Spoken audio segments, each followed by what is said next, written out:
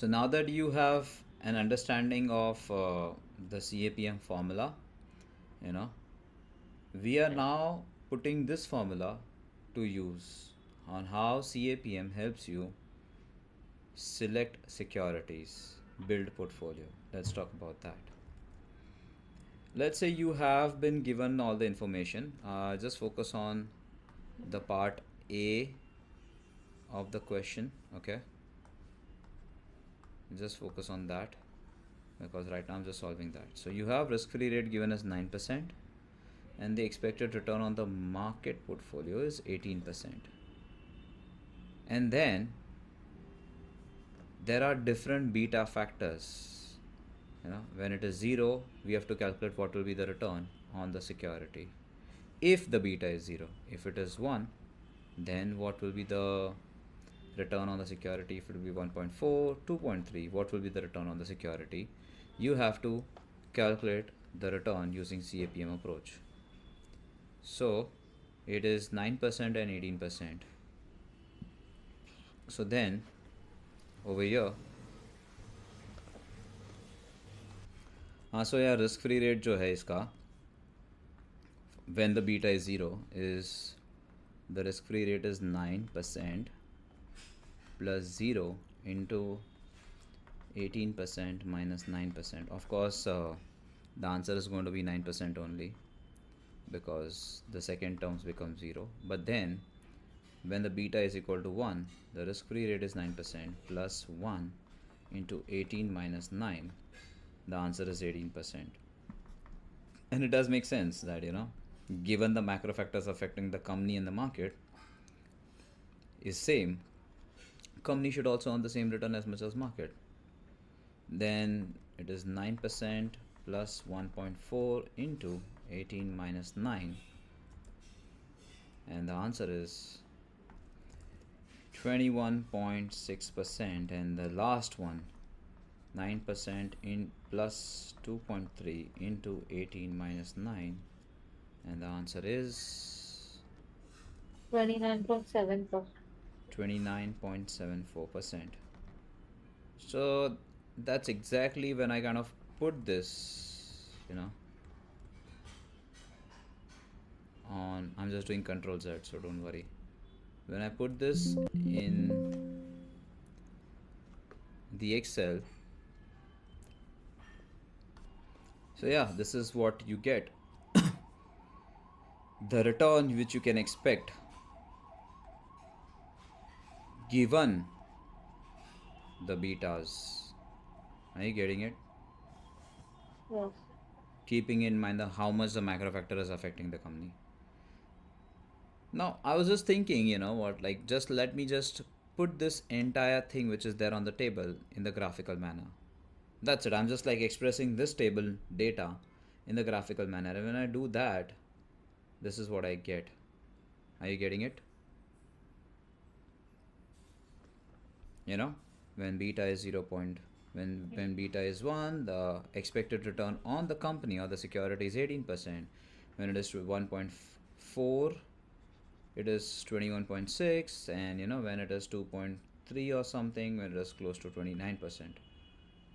And when I connect all these dots, on the graph,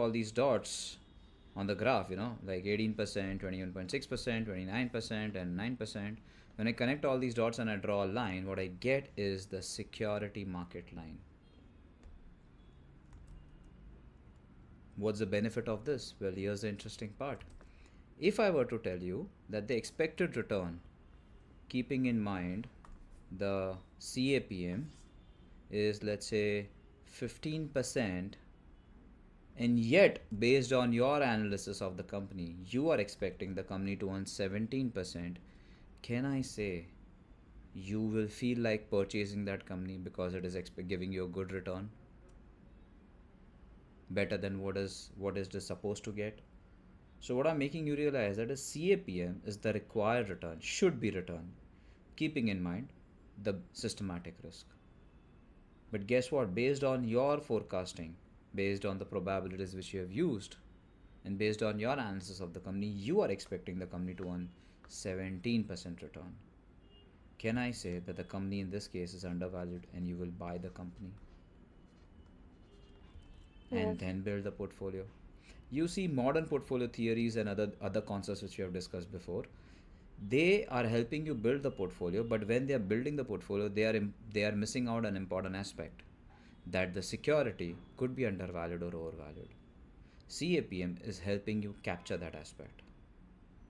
CAPM tells you, hey, you know what, keeping in mind the macro factors and the systematic risk, oh, the return which you should be expecting is 15.76%. Despite that, your expected return, and you remember how we calculate expected return using probabilities and all, and company analysis, Yes. forecasting.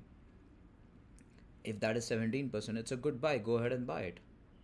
And similarly, if, let's say for example, CAPM says that the should be return should is 22.096%, and you are expecting the return to be 22% less than that, of course it is overvalued. You sell the security. You don't want that security in your portfolio. And this is how CAPM is actually helping you make a decision on which security should be part of your portfolio or not. It helps you in select the securities. Now, when I use this table and put it in the graphical form, and I realize that, oh, you know what? The green color line is the should be return. If you're getting a 20% return, who's stopping you from purchasing the security? Go ahead and purchase it. But if that security expected return, based on your analysis is, let's say, 15%, in that case, you wouldn't buy that security, or maybe if you are invested in that security, you will sell the security.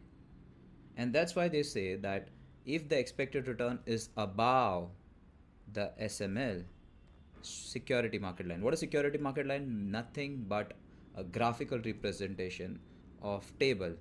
And what is table?